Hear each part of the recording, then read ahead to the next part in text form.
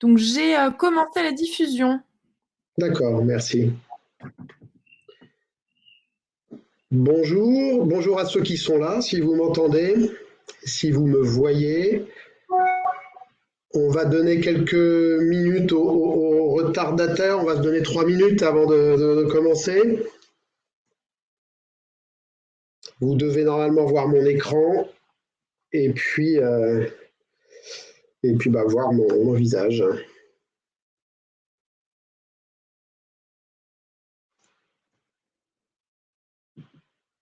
On voit encore pas mal de gens qui arrivent, donc on va se donner quelques minutes.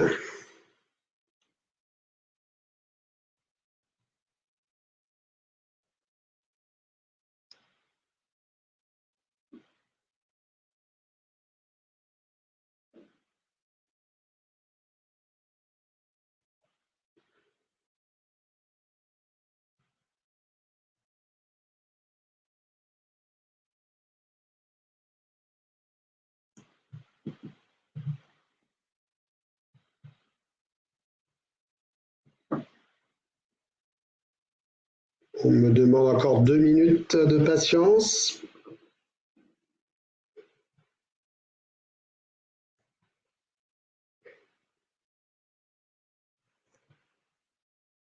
Oui.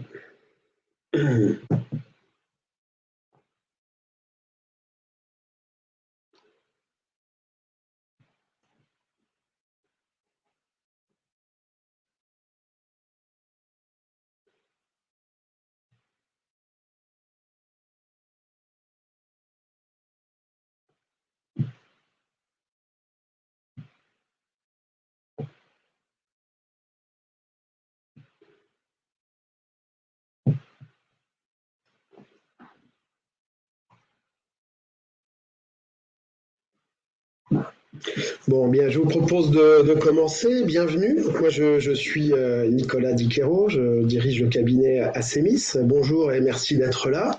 2 mots pour introduire sur Assemis. Assemis est un cabinet de conseil et de formation qui est spécialisé depuis 20 ans sur la transformation de l'expérience client. Notre nom dit tout notre métier.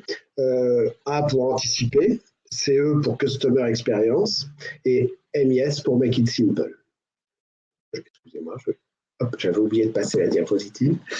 Notre métier, c'est donc d'aider nos clients à anticiper ce qu'ils veulent faire vivre à leurs clients pour le rendre plus simple. Alors, en matière d'expérience client, il y a 3 grandes familles d'attentes à satisfaire. Une attente d'hyper-simplicité, qui recouvre à la fois le sans-effort, l'immédiateté, la fiabilité. On a une famille d'attentes autour de l'utilité et du plaisir. Est-ce que les solutions qu'on me propose, elles sont réellement utiles pour moi? Est-ce qu'on m'aide à comprendre, à progresser? Est-ce que l'expérience que je vis avec cette personne est agréable, amusante? Est-ce qu'elle me fait rêver selon les secteurs? Et puis un dernier registre d'attente qui est autour de la connivence. La connivence, c'est la proximité, la complicité qu'on peut ressentir ou non avec une marque. Donc, est-ce que cette marque porte attention à moi? Est-ce que je me sens écouté par elle? Est-ce qu'elle partage mes valeurs? Voilà le type de questions qu'on couvre. Voilà, ces grandes familles d'attentes, elles vont être déformées par la crise que nous traversons. On n'est pas sûr de grand-chose sur le sujet, mais on peut quand même dégager 4 grandes tendances pour les semaines à venir. Et je voulais introduire par ça. La première tendance, c'est le fait que la protection sanitaire va donner le ton de l'expérience client sur le court et le moyen terme. Cela va avoir un impact probablement considérable sur l'expérience client.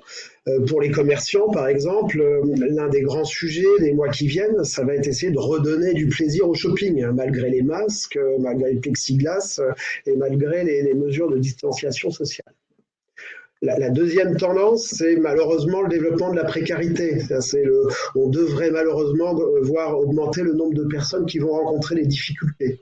Difficultés financières, bien sûr, mais aussi fragilité psychologique ou précarité numérique, dont je vous rappelle qu'elle concerne quand même 17% des Français. La troisième tendance, c'est une attente accrue sur la cohérence des discours et des actes en matière de responsabilité sociale d'entreprise. Certains veulent et demandent très fort que le monde change à l'occasion de cette crise pour aller vers plus de solidarité et de responsabilité. Je ne sais pas si ça sera le cas. Ce qui est certain, en revanche, c'est que ceux qui sont sensibles au sujet de la responsabilité sociale, ce qu'on appelle les consommateurs, ils seront particulièrement exigeants sur la période qui vient avec les entreprises. Il y a une enquête récente de Kantar qui précise que 17% des Français, des clients français d'Amazon, c'est quand même plus de 3,5 millions de personnes, se disent prêts à ne plus commander sur Amazon en raison de l'éthique de cette entreprise. Une enquête publiée la semaine dernière précise par ailleurs que les Français prévoient d'acheter beaucoup plus local dans les mois qui viennent. Quatrième tendance, on parle depuis de nombreuses années d'un brouillard d'incertitude, d'un contexte incertain, très mouvant. Eh bien, ce dont on peut être sûr, c'est que ce brouillard, il va encore s'épaissir et donc il va renforcer encore le besoin d'agilité et valoriser la capacité des individus et des entreprises à s'adapter. Donc ces 4 tendances très rapides, elles mettent sous tension toutes les dimensions de l'expérience client et elles posent, à notre avis, 10 défis aux professionnels de l'expérience client. Ce sont ces défis en fait qu'on va parcourir maintenant. Alors une remarque bien sûr avant de rentrer dans le vif du sujet, c'est que moins de 30 minutes pour aborder 10 défis, cela signifie que je vais me contenter d'introduire les sujets et puis de donner évidemment quelques exemples concrets de comment on peut relever chacun d'eux. Nous avons prévu à CEMIS dans les mois qui viennent d'approfondir chacun de ces défis lors d'un webinaire dédié et qui sera animé à chaque fois par un expert du sujet. Alors premier défi, c'est la nécessité de réinterroger votre ambition en matière d'expérience client. Est-ce que les grandes orientations définies avant la crise ont toujours un sens dans le nouveau contexte? Faut-il les revoir? Faut-il les revoir beaucoup, un peu, de fond en comble? Est-ce qu'il faut revoir le fond de l'expérience client que vous avez imaginé avant la crise ou juste accélérer la mise en œuvre de ce que vous aviez déjà dans les cartons? La réponse, bien sûr, sera différente d'une entreprise à l'autre, mais elle dépendra aussi du secteur d'activité. En revanche, quel que soit le secteur d'activité, je pense qu'il y a au moins 2 sujets auxquels toutes les entreprises ont intérêt à confronter leur stratégie d'avant-crise, c'est la responsabilité sociale et la prévenance. Demandez-vous si ces 2 sujets tenaient déjà une place prépondérante dans votre stratégie d'expérience client. Si c'est le cas, parfait, vous êtes bien armé. Si ce n'est pas le cas, cherchez à leur faire une place. J'explique ça en quelques minutes. Sur la responsabilité sociale, bien sûr, ça découle directement de ce que j'ai dit il y a moins de 2 minutes. Toutes les enquêtes récentes montrent que la crise contribue à élever le niveau d'exigence des consommateurs sur les comportements éthiques des entreprises. Toutes ces enquêtes soulignent que le fait que les consommateurs n'hésiteront pas à boycotter les entreprises qui ne se comporteront pas de manière responsable. Concernant la prévenance, c'est une autre histoire. En fait, il va s'agir en matière de prévenance de maintenir le niveau d'excellence auquel beaucoup d'entreprises se sont hissées durant le confinement. En fait, dès l'annonce du confinement, vous avez eu des entreprises qui ont mis en œuvre des mesures pour aider leurs clients à faire face à la crise. Par exemple, pour les aider à limiter l'impact financier. C'est ce qu'a fait Volvo très vite dans la semaine de l'annonce du déconfinement. Ils ont proposé proactivement à tous leurs clients de décaler toutes les échéances de paiement de 3 mois. Ce que vous deviez payer en avril, payez-le à partir de juillet. Il y a plus fort face aux 30 millions, voire même plus de nouveaux chômeurs aux États-Unis. Il y a un groupe de banques américaines qui a mis en place un service permettant de mettre en relation leurs clients en difficulté avec plus de 13 000 organismes publics ou à but non lucratif. Organismes qui sont tous susceptibles d'offrir des programmes d'assistance sur tous les sujets sur lesquels une personne en difficulté peut avoir besoin d'aide. Voilà. Il y a plein d'autres exemples. Beaucoup d'entreprises également, en termes de prévenance, ont mis des actions pour aider leurs clients à conserver l'usage de leurs services pendant le confinement. L'exemple emblématique, c'est les applications de coaching de Decathlon pour faciliter l'accès aux services à distance, bien entendu. Vous avez d'autres types de gestes généreux. Par exemple, quand la Poste donne accès gratuitement à son service qui d'habitude est payant de visite hebdomadaire aux personnes âgées isolées pour s'assurer qu'elles vont bien, on est dans un acte de prévenance caractéristique. On pourrait multiplier quasiment à l'infini les exemples de prévenance sur ces 2 derniers mois. Alors pourquoi j'insiste autant sur la prévenance, au point de considérer que c'est un des deux leviers que toute entreprise devrait utiliser dans les semaines et mois qui viennent, bah, parce que la prévenance, elle a, comment dire, elle a la caractéristique d'être un peu le tiercé gagnant en matière d'expérience client. Elle a un impact positif extrêmement fort pour le client, bien sûr. Elle a un impact positif extrêmement fort pour le personnel, qui en ressent une grande fierté, une grande valorisation, et puis qui voit sa relation avec le client bien plus positivement qu'avant. Et puis ça a un impact, c'est pour ça que c'est le tiercé, client, personnel, et puis un impact positif sur la performance opérationnelle des entreprises. Parce que des actions de prévenance bien ciblées, ce sont des coûts évités. Quand on informe proactivement un client sur un sujet qui lui tient à cœur, il ne nous contacte plus. Quand on fait un geste de prévenance ciblée sur les bonnes personnes, plutôt que d'arroser tout le monde, on économise. Le choix de Volvo que je présentais tout à l'heure, il est décalé tous les paiements de tous ses clients, il est extrêmement généreux, mais il est évidemment très coûteux. Et pas sûr que toutes les entreprises auront les moyens dans les mois qui viennent d'être aussi généreux. C'est pour ça que la priorité en matière de prévenance, ça va être de personnaliser davantage ces actions. Pour le moment, on a observé des communications massives vers les clients, le plus souvent très peu personnalisées. Hein. On me transmet un mail avec mon prénom et mon nom, mais c'est le même mail que celui qu'a reçu mon voisin. On m'offre des chaînes de télévision pour enfants, même si j'ai pas d'enfants. Voilà, donc tout ça est très appréciable, mais encore peu personnalisé. Donc, premier défi, réinterroger votre ambition d'expérience client pour vous assurer notamment d'y intégrer en bonne place la responsabilité sociale et la prévenance qui risquent d'être deux des musts des mois à venir. Le deuxième gros sujet, bien sûr, c'est de réinventer vos parcours clients. Alors, à quoi vont pouvoir ressembler ces parcours clients dans les mois à venir? Ils vont bien sûr devoir continuer d'être simples et fluides. Mais là, rien de neuf sous le soleil. Mais ils vont en plus devoir être protecteurs, guidés et segmentés. Et ces trois caractéristiques, c'est l'effet direct de la crise que nous traversons. Alors, protecteur, bien sûr, parce que pour quelques mois au moins, la protection sanitaire va encadrer, elle va même enrober l'expérience client. C'est elle qui va donner le ton, la couleur à l'expérience que vous allez pouvoir faire vivre à vos clients. Quand on est accueilli aujourd'hui à l'entrée d'un magasin par quelqu'un qui porte un masque, une visière et dont le premier geste est de vous indiquer le flacon de gel hydroalcoolique, ça donne une tonalité particulière à la relation client. Quand Air France annonce la semaine dernière qu'il va prendre la température de tous ses passagers, aussi, on est dans un cadre inédit. Ces règles de protection, elles vont plus loin que ça, elles modifient mécaniquement le rôle des différents canaux. Si vous avez suivi un peu l'histoire, le premier Apple Store qui a été réouvert hors de Chine, c'est l'Apple Store de Séoul. Cet Apple Store, actuellement, limite son activité à la réparation des iPhones et des Mac, des clients existants. Donc un Apple Store qui se concentre sur de l'après-vente et qui renonce à sa vocation initiale de conseil et de démonstration produit, c'est inédit. Donc ces mesures de protection sanitaire, elles valent évidemment pour tous les points d'accueil, même pour les points d'accueil non commerciaux. Comment expliquer avec pédagogie les règles de sécurité et comment respecter les règles habituelles, par exemple de confidentialité? J'ai une collègue qui me racontait récemment une anecdote chez un pharmacien où elle m'expliquait que le pharmacien, pour pouvoir lui adresser la parole derrière sa vitre en plexiglas, était obligé d'hurler quasiment. Et donc, il cassait sans même s'en rendre compte toutes les règles habituelles de confidentialité. Ça crée vraiment des problématiques comme ça concrètes mais inédites en matière de relations clients. J'aime beaucoup cette question posée par un de mes collègues qui est comment fait-on pour faire percevoir le sourire derrière le masque? C'est une belle question pour ceux qui s'intéressent à la qualité relationnelle.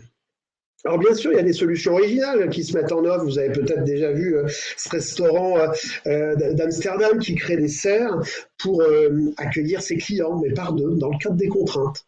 Vous avez vu que les solutions de paiement sans contact, on le voit en poupe. Vous avez peut-être vu aussi que les applications qui permettent de mesurer le nombre de personnes en boutique ou les intelligences artificielles qui permettent de savoir combien de personnes portent un masque dans vos boutiques, elles fleurissent ces applications en ce moment. Donc évidemment, ces mesures de protection sanitaire, elles vont forcément contraindre ce qu'on peut faire dans les espaces d'accueil, de vente et de conseil. Il y a des choses qu'on avait l'habitude de faire dans les points de vente et de conseil et qu'on ne pourra plus faire pendant quelques temps. Castorama a annoncé qu'il ne sera plus possible pour le moment de dessiner sa cuisine avec un conseiller dans ses magasins. Là où le sujet est le plus épineux, ce sont les secteurs où les espaces de vente se sont concentrés depuis quelques années sur l'expérientiel, sur le fait de pouvoir tester, toucher, apprendre. C'est le cas des télécoms, bien sûr, mais c'est aussi le cas des cosmétiques, qui est un secteur encore plus emblématique. Ce que les grandes enseignes de cosmétiques prévoient, c'est une première phase où tous les essais et tests de maquillage vont être interdits, puis une seconde phase où certains testeurs seront à nouveau autorisés. Mais il n'y aura plus libre accès pour les testeurs, ce qui est traditionnellement le cœur du magasin. Évidemment, on peut comprendre que tout ce qui touche le visage sera interdit. On n'envisage pas des rouges à lèvres qui circulent de main en main, hein, bien sûr. D'accord, mais j'insiste en fait pour ce type de magasin en matière de parcours d'achat en boutique, on est bien sur une réinvention, réinventer ces parcours clients. Certains éléments sont très provisoires, d'autres seront pérennes et s'inscriront dans la durée comme les nouveaux parcours. Il n'y a pas que la vente physique, c'est ce à quoi on pense immédiatement avec les mesures assez contraignantes de protection sanitaire. Il n'y a pas que le parcours achat et les métiers de la vente physique qui sont touchés. Un autre parcours tout aussi important que l'achat pour l'entreprise, c'est le paiement et notamment le recouvrement. Comment gérer le recouvrement dans des périodes où la décence va nous imposer de ne pas utiliser les règles de coercition habituelles. Par exemple, couper un service essentiel, ça va être limite pendant quelques semaines ou quelques mois, voire plus. Eh bien là, il faut aller regarder ce que font déjà depuis plusieurs années des secteurs qui ont à gérer ces situations. Par exemple, les distributeurs d'eau. Sans la contrainte de la fermeture du service, il faut des conseillers qui développent une relation personnelle avec les clients qui sont en situation d'impayé. Il faut des personnes qui appellent directement depuis leur portable pro avec leur numéro qui s'affiche en se présentant par leur nom, donc qui nouent une relation personnelle. Elles doivent se présenter comme une personne qui cherche à aider son client en difficulté à trouver une solution de paiement, en acceptant le paiement de micro-sommes peut-être. Tout ça, ça casse beaucoup les codes et les facilités habituelles de recouvrement. Mais pour ceux qui ont essayé, c'est très efficace et ça change la nature de la relation. Il faut savoir que plus de 95% des clients remercient le chargé de recouvrement en fin d'appel. Donc, vous voyez, ça ne touche pas évidemment que les parcours d'achat en boutique. Je voudrais revenir sur un mot que j'ai prononcé tout à l'heure rapidement, c'est le mot parcours guidé. Il est essentiel. Parcours protecteur, parcours guidé. Pour être protecteur, on vient de le voir, une protection physique en magasin, une protection des clients en difficulté de paiement, eh bien pour qu'ils puissent protéger, il va falloir guider les clients par la pédagogie bien sûr et l'accompagnement, mais aussi par la dissuasion. En termes d'expérience client, la dissuasion, c'est pas un mot qui a bonne presse, mais là, on ne va pas avoir le choix. C'est probablement pour un bon bout de temps la fin de l'open bar. Le client ne va plus forcément pouvoir choisir son canal préféré pour traiter certaines de ses demandes. Les tendances se dessinent déjà assez nettement pour les semaines qui viennent. Les entreprises ont commencé évidemment à dissuader les flux. Alors dans les espaces physiques, c'est le plus simple. Limiter le nombre de personnes dans les centres commerciaux. Vous avez vu que les centres commerciaux, la nouvelle norme, elles sont passées de 3 mètres carrés par personne à 10. Le président d'Ifrochet la semaine dernière a annoncé que dans ces magasins, le nombre de clientes serait limité à 3. Limiter le nombre de personnes dans un magasin, c'est un objectif un peu inhabituel pour des patrons de magasins, évidemment. Donc limiter le nombre de personnes, limiter la durée, privilégier la prise de rendez-vous. C'est le cas des opticiens, par exemple, qui ne font plus que des prises de rendez-vous. Privilégier le contact téléphonique avec les conseillers qui d'habitude vous reçoivent en face à face. C'est le choix qu'ont fait beaucoup d'agences bancaires qui sont restées ouvertes pendant le confinement. Vous voyez que réfléchir aux politiques de dissuasion positive, ça va devenir un must en matière d'expérience client et c'est un peu nouveau. Il va falloir évidemment aussi segmenter davantage les parcours clients, notamment, j'y reviens, pour renforcer l'accompagnement des clients en difficulté. Et là, c'est un grand et bel enjeu, c'est notre 4e défi. comment mieux accompagner les clients en difficulté, comment mieux les détecter. C'est un défi pour toutes les entreprises, mais c'est un défi prioritaire pour des secteurs qui sont parfois critiqués sur le sujet. Il y a une étude récente de Deloitte qui montre qu'en France, 61% des clients sont insatisfaits de l'accompagnement de leur banque lorsque ces personnes sont au chômage. Donc c'est un beau défi à relever que de prouver le contraire à ses clients. La prévenance, là aussi, est une belle réponse. Hein. Vous avez peut-être vu que le Crédit Mutuel, par exemple, a permis, pendant le confinement, à des personnes qui n'ont pas de carte et qui donc sont en fragilité pécuniaire, de pouvoir utiliser quand même le guichet automatique pour avoir accès à l'agence. Elles ont créé une solution temporaire de e-retrait pour ces clients. Bel acte de prévenance. Quand on parle de clients en difficulté, je le disais tout à l'heure, on parle de difficultés financières, bien sûr, mais pas seulement. Il y a un type de précarité à laquelle il faut absolument être très attentif pendant cette période, c'est la précarité numérique. Boulanger, vous le voyez à droite, a mis en place pendant le confinement un numéro de téléphone pour aider les personnes âgées à faire leurs achats. Parce que Boulanger avait constaté qu'elles allaient moins depuis le début du confinement sur le site internet et qu'elles parvenaient moins jusqu'au bout de leur parcours digital. Donc sur ce sujet, l'important c'est de personnaliser les actions de prévenance. Et là, la clé, c'est la capacité à identifier ceux qui ont besoin d'aide. Par exemple, ceux qui sont en difficulté sur le numérique, repérer les catégories de clients qui bloquent très tôt dans le parcours. C'est ce qu'a fait Boulanger. Je peux aussi identifier la précarité ou la détresse affective par l'analyse sémantique des mails ou des messages sur les réseaux. Je peux identifier ces clients qui écrivent des phrases du type « je ne m'en sors plus » ou « je suis à bout ». Voilà. Vous voyez que la qualité et l'utilité de l'accompagnement proposé aux clients, elle va dépendre en premier lieu de la capacité de l'entreprise à repérer ces clients qui ont besoin d'aide. Elle reposera donc avant tout sur la connaissance client. Et c'est notre quatrième défi. Notre quatrième défi, c'est d'affiner votre connaissance client en utilisant tout le potentiel de vos data et de votre dispositif d'écoute client.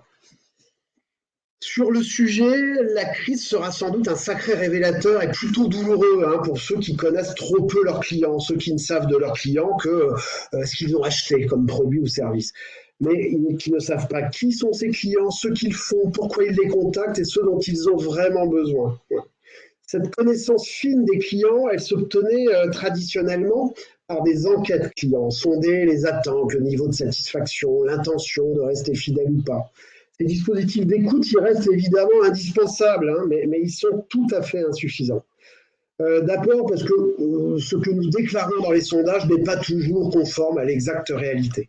Et puis parce que ce n'est pas prédictif de nos actions. Il y a un exemple assez fameux qui date un peu dans le domaine des télécoms, où il faut savoir que il y a une dizaine d'années, Bouygues Télécom a longtemps eu le meilleur taux de satisfaction dans les enquêtes. Le meilleur taux de satisfaction, mais ils avaient en même temps le plus fort taux de churn, le plus fort taux de clients qui changeaient d'opérateur, qui quittaient Bouygues. Pourquoi? Parce que Bouygues avait à l'époque les clients les plus jeunes. Et donc, c'est assez, à mon avis, pour démontrer que les sondages de satisfaction ne suffisent pas, en tout cas pas seuls, à prédire ce que vont faire les clients. Et donc, il faut absolument compléter ces sondages avec une analyse fine des comportements des clients, notamment de leur comportement en ligne. Vous savez bien qu'aujourd'hui, on a la capacité d'apprendre beaucoup en utilisant tout le potentiel des data. Donc, l'analyse des data qui décryptent les pratiques réelles des clients, pratiques réelles, c'est le complément indispensable des sondages qui, eux, recueillent le déclaratif des clients. On a besoin des deux. Pas d'écoute client efficace sans exploitation inventive et transparente des data. Quand on va aller vite sur ces sujets, il y a deux canaux à privilégier. Il y a les personnels qui sont en contact au quotidien avec les clients et qui vont remonter à chaud les signaux faibles d'insatisfaction. Premier canal prioritaire. Et le deuxième canal, c'est les messages écrits des clients, que ce soit par mail, dans les formulaires Internet ou sur les réseaux. Vous avez peut-être vu ce qu'a fait Total là, sur le mois d'avril sur le sujet. Total avait proposé, dès la sortie des confinements, d'offrir des cartes carburant à tous les personnels soignants, pour faciliter leur déplacement, bien sûr. À force de voir les messages sur les réseaux sociaux, ils ont compris que tous les personnels médicaux, même ceux des EHPAD, et de manière beaucoup plus large que les personnels soignants, avaient besoin de cette carte. Ils l'ont offert en 2 jours. Voilà. Donc ça, c'est un exemple de réactivité assez représentatif. Voilà. Donc affiner notre connaissance client, c'était le 4e défi. Ce défi-là est directement lié au défi suivant, qui est notre 5e défi, et qui est accélérer la digitalisation. Alors, accélérer la digitalisation, ça peut paraître évident, mais pourquoi il faut l'accélérer? Il y a au moins 3 raisons. D'abord, la première, c'est l'évolution des comportements. On s'est habitué à faire à distance pendant le confinement, qu'on envisageait ne pouvoir faire qu'en face à face avant le confinement. Vous avez vu que le nombre de téléconsultations médicales a proprement explosé depuis 2 mois. 1% en février, 10% en mars. Deuxième raison, c'est que nous sommes devenus autonomes sur certains sujets. On s'est habitué à faire seul. Les tutoriels que nous ont transmis nos coiffeurs ou plombiers nous ont rendu service, mais ils nous habituent aussi à faire des choses sans eux, sans recourir à leurs services. Dans d'autres secteurs, il y a 12% des Européens qui ont profité du confinement pour s'initier à la banque digitale. C'est le BCG qui dit ça. Du coup, 25% des clients européens interrogés par le BCG disent qu'ils ne reviendront pas aussi souvent qu'avant dans leur agence bancaire. La troisième raison, c'est que le confinement a modifié la perception des clients sur les services en ligne et accéléré l'adoption du digital pour la réalisation d'opérations, même d'opérations très complexes. Dans l'enquête d'avril du BCG, les 2/3 des Européens interrogés, ils se déclarent maintenant prêts à souscrire des produits sur des plateformes de banque à distance. C'était beaucoup moins avant le confinement. C'est un peu moins en France, pour être tout à fait honnête. Donc là, il y a trois choses qui nous obligent à nous digitaliser. Il y en a une autre raison, en fait, c'est que beaucoup d'entreprises vont devoir maîtriser leurs coûts de relation client et qu'on sait bien que la digitalisation peut contribuer grandement à maîtriser les coûts. Alors revenons au défi concrètement. Comment on fait pour accélérer la digitalisation? On a plein d'exemples. Parce que pendant le confinement, on a pu assister à un certain nombre d'accélérations assez spectaculaires. Le premier exemple, vous le voyez en haut à gauche, c'est la Massif. La Massif a beaucoup communiqué sur le fait qu'elle avait réussi en un week-end à basculer 15% des clients qui l'ont appelé pour faire une déclaration de sinistre, qui l'ont appelé au téléphone, ils les ont basculés vers le digital. Et la Massif a précisé que les 2/3 de ces clients ainsi basculés ont réussi à aller tout seuls jusqu'au bout de leur parcours. Donc en l'occurrence, ils ont fait ça par la mise en œuvre d'une solution de SVI visuelle qui s'appelle Dialwise. Le deuxième exemple d'accélération, on l'a tous expérimenté plus ou moins, ce sont les restaurants qui ont su conserver une part de leur activité en ouvrant en quelques jours un nouveau canal de vente qui passe par la commande en ligne et la livraison à domicile. Le plus souvent d'ailleurs par des plateformes comme Deliveroo ou Uber Eats. Le troisième exemple, c'est dans la distribution alimentaire. Entre mars et avril, 2 millions de Français ont basculé vers la livraison à domicile et le drive.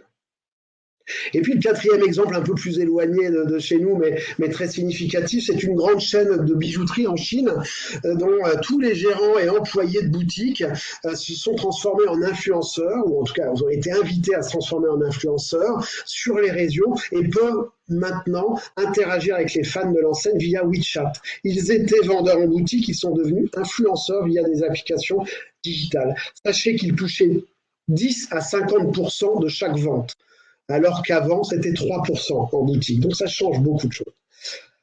Accélération donc de la digitalisation à travers ces 4 exemples. Alors, si on regarde un peu précisément comment ces gens s'y sont pris pour accélérer, on peut dégager quelques principes très simples, très utiles. Le premier principe, c'est de simplifier les parcours existants. C'est de traquer tout ce qui est complexe dans les parcours digitaux. La première chose à faire, c'est de savoir précisément où ça bloque pour le client. Il y a quelques années, la SNCF est passée de 17 à 52% de digitalisation en un peu plus de 3 ans. C'est une énorme réussite. On avait évalué à l'époque que 12% des clients abandonnaient à l'étape de paiement. Donc c'est évidemment par ça que la SNCF avait commencé à simplifier. Le deuxième principe, c'est que pour accélérer, beaucoup se sont greffés sur un écosystème performants. Si les restaurants ont su monter un nouveau canal de vente en quelques jours, c'est qu'ils se sont alliés à des acteurs très performants sur le sujet, les plateformes de livraison à domicile, bien sûr. Si la Massif a réussi à digitaliser 15% de ses flux, c'est parce qu'elle a choisi une solution archi-performante. Donc, choisir les bonnes solutions, le bon écosystème, c'est une des clés de l'accélération de la digitalisation. On ne se digitalise pas tout seul, on profite de l'effet d'accélérateur des autres, des gens matures. Le troisième point sur l'accélération de la digitalisation, c'est commencer par digitaliser ce qui est le plus utile pour le client, ce qui est incontournable. La plupart des clients vont naturellement utiliser le digital dès lors qu'il est simple et utile. La SNCF, à l'époque, avait commencé par digitaliser la réservation. Et puis après, c'était les systèmes d'alerte, dans l'ordre. Voilà. Durant le confinement, on a accéléré les solutions de paiement digital, car c'était impératif au maintien de l'activité. Tout ça, ça contribue à accélérer, bien sûr. Le quatrième principe, c'est peut-être le plus important en termes de méthode, c'est que si on veut ça,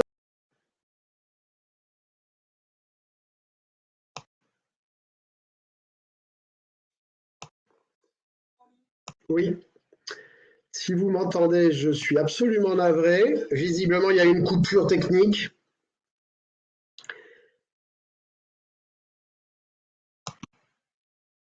Je vais devoir accélérer les choses, j'en suis navré. J'espère qu'on n'a pas trop perdu de gens en route.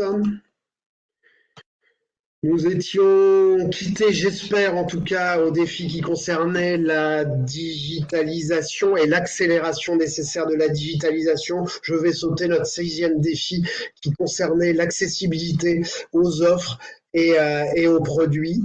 Et je vais directement passer au 7e défi qui est complètement lié au digital, hein, il est un peu son regard, c'est accélérer le digital, c'est probablement nécessaire, mais évidemment, il faut le faire sans renoncer à l'humain. Ce besoin de lien humain, la digitalisation. Le sujet, par rapport à ces accélérations, c'est qu'il n'est déjà pas très simple d'accélérer la digitalisation, mais il est encore plus compliqué d'accélérer les transformations de compétences et de comportements des professionnels de la relation client. C'est compliqué, mais on n'a pas le choix. Et donc, il faudra bien trouver des moyens d'être aussi agile dans les mois à venir que durant les 8 semaines qui viennent de s'écouler.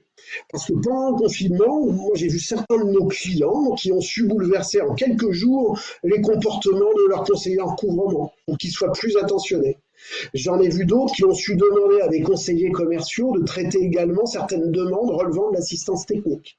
Tout ça en quelques jours. Donc, il y a des approches efficaces, cette période l'a prouvé. Il y a des approches efficaces fondées sur des expérimentations rapides, des logiques de test and learn.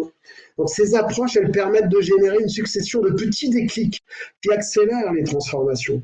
C'est de cela qu'on parle quand on parle de transformation agile.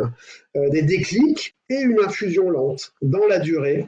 Voilà, les deux, des déclics et une infusion lente dans la durée, des nouveaux réflexes et des nouveaux comportements. On a besoin des deux.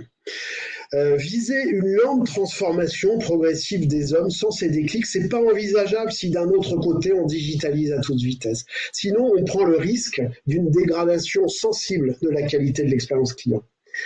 Digitaliser à toute vitesse sans se préoccuper de savoir quelles sont les demandes que les clients souhaitent voir prises en charge par des humains, c'est très risqué en termes d'expérience client.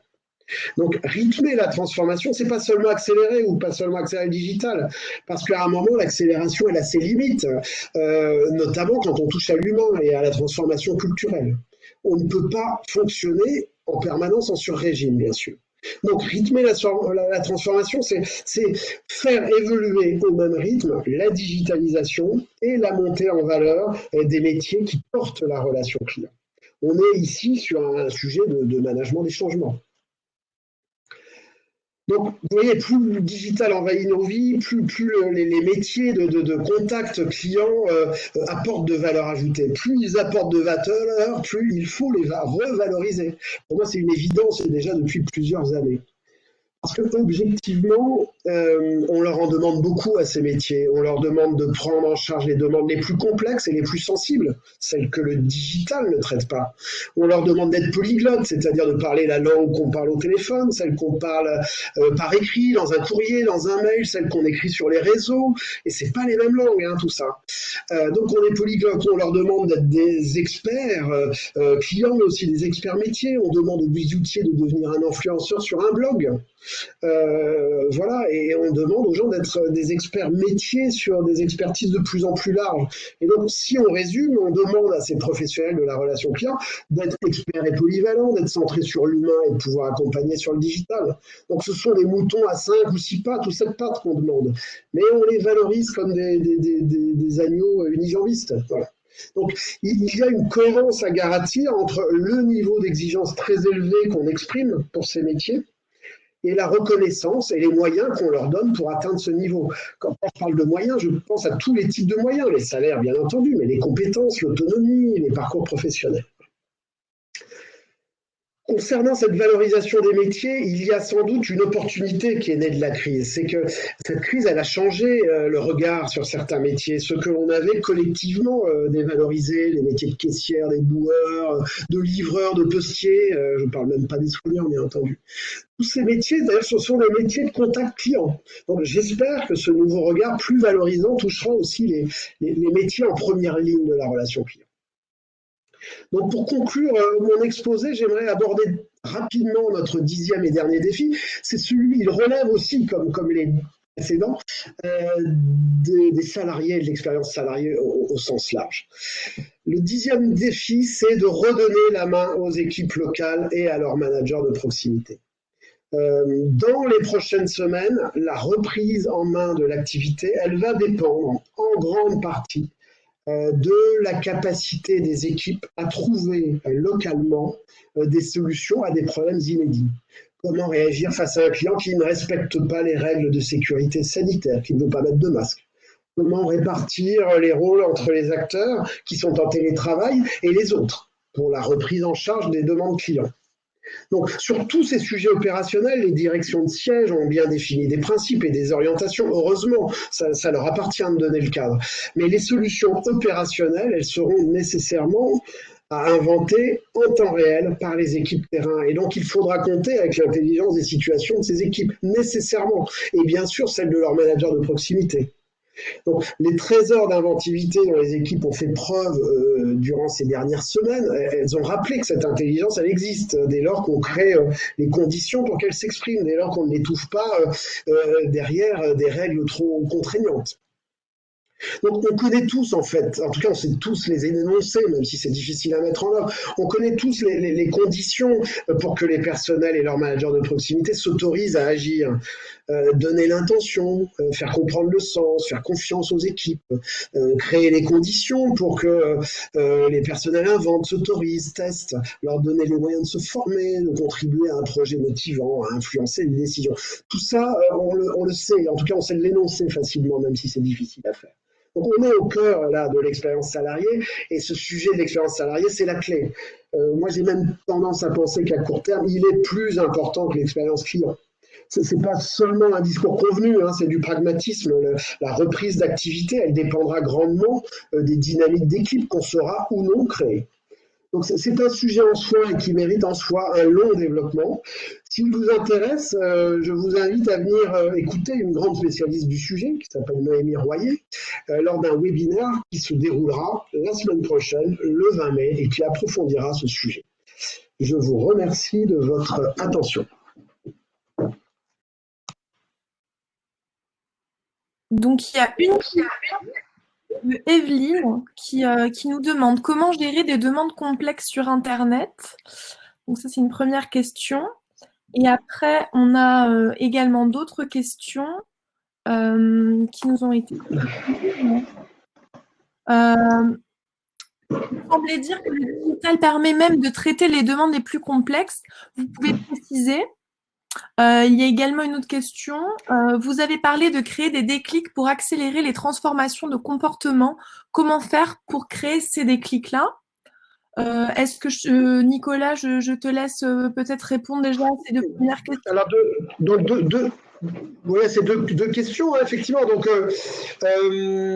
le digital, oui, je disais tout à l'heure, le digital traite les questions les plus complexes. Mais oui, alors je parle de complexité technique, là, bien entendu. Hein, et donc, je crois que si le digital ne sait pas encore traiter certaines demandes complexes, il va savoir très vite le faire avec l'intelligence artificielle et qu'en fait aujourd'hui, euh, euh, on ne peut pas lutter, nous, avec la capacité des robots sur des demandes de nature technique.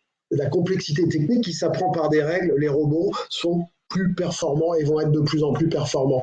Et donc la valeur ajoutée de l'humain dans la relation, elle est plus, comme je le disais tout à l'heure, sur les demandes sensibles. Donc c'est un autre type de complexité, à mon avis plus complexe que la complexité technique, hein, mais voilà, donc les demandes qui relèvent aujourd'hui et demain de l'attente spécifiquement humaine, c'est plutôt les demandes de type sensibilité émotionnelle.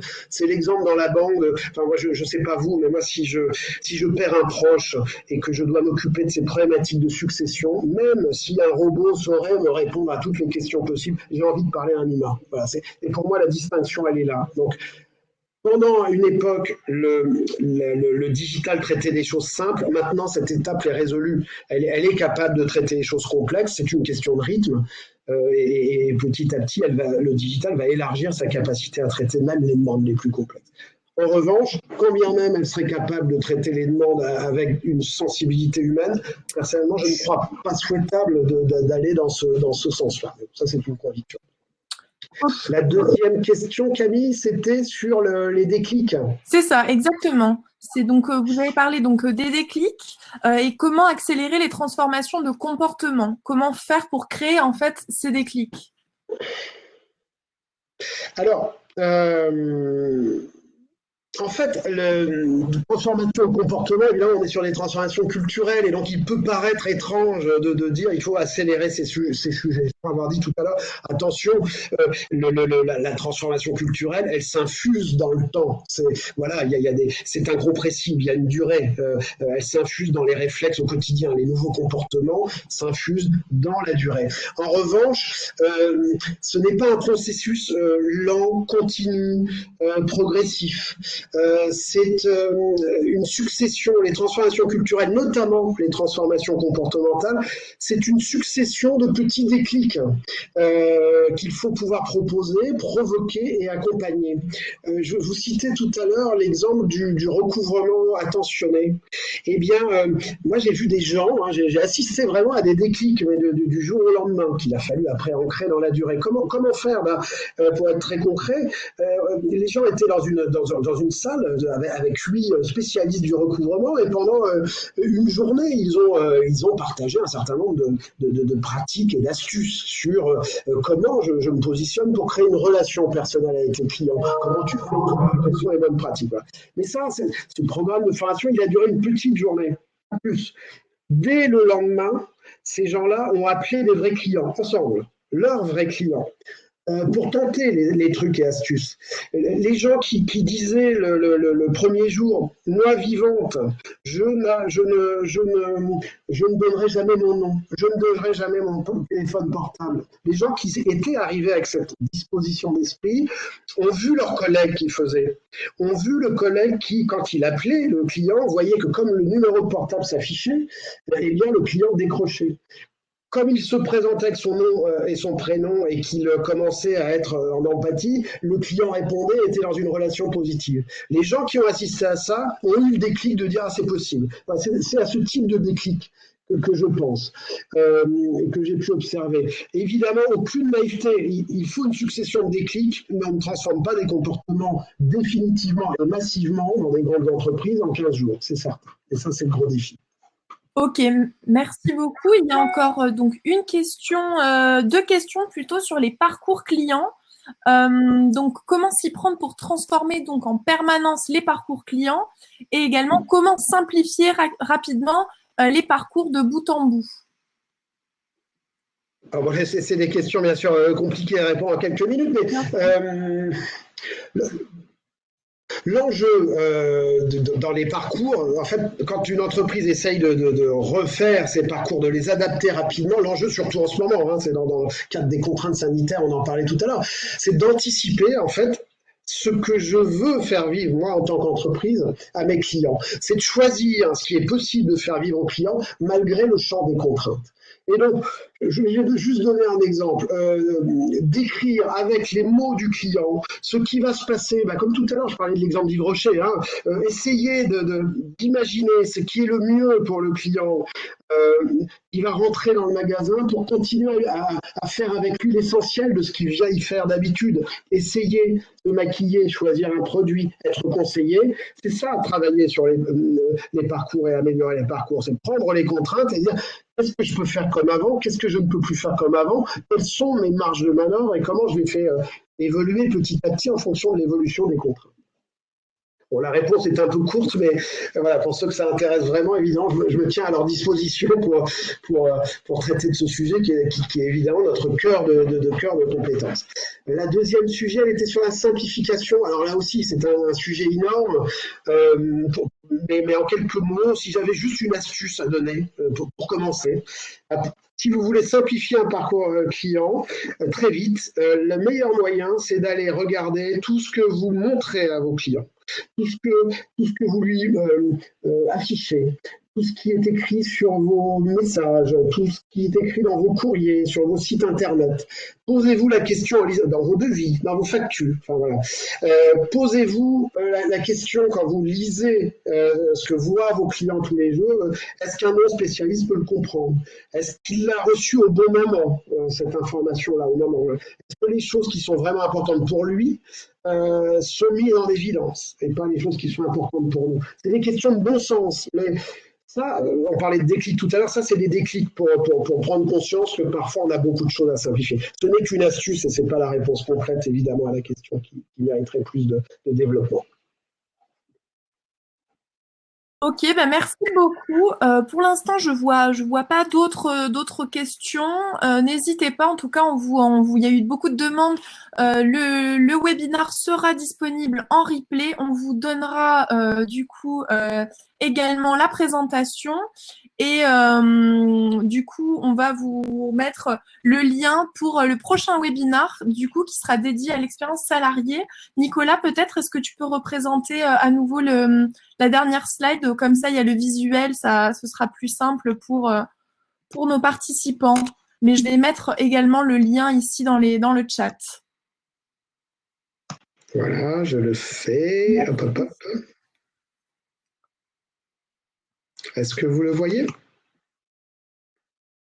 Bon, si ça ne s'affiche pas, je vous le dis. Hein, donc, le thème, c'est comment s'appuyer sur l'expérience salariée pour votre sortie de crise. Voilà. Mercredi, 11h, très grande spécialiste du sujet, avec un point de vue très singulier sur le sujet. Merci, je vais du coup couper la diffusion. Bonne journée à tous. Au revoir. Merci, au revoir.